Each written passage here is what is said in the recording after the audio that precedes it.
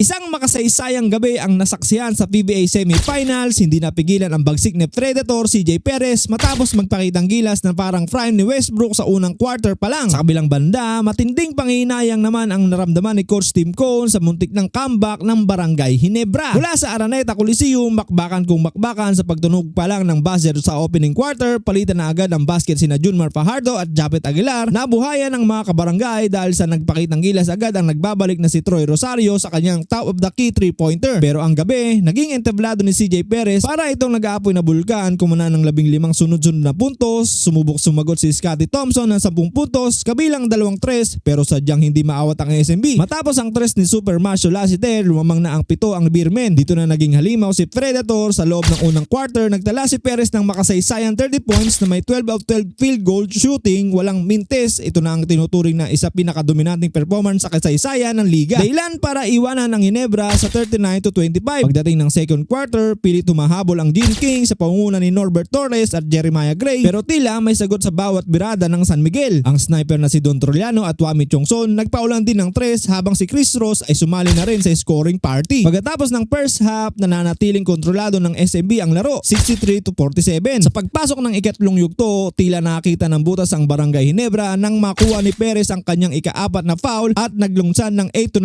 run ang Ginebra sa panguna ni na RJ Abarrientos at Stephen Holt. Nagapoy rin si Scottie Thompson para ibaba ang lamang sa single digit, pero agad pinatahimik ni Don Trollano ang kanyang end one play sa huling quarter. Sinubukan pang kumapit ng Barangay Ginebra sa pamamagitan ng corner 3 ni na Jason David at Norbert Torres, pero ang karanasan ng SMB ay nanaig. Sina Jericho Cruz at Mo Tautua ang nagtuloy ng ratsyada para muling ilayo ang kalamangan sa 16 points. Sa dulo, San Miguel Beermen ang wagi sa laban kontra Barangay Ginebra. Dahil dito, formal nang selyado ang bakbakan para sa kampyonato. Isang mainit na rematch ang ating aabangan, TNT Tropang Giga kontra San Miguel Beermen sa finals.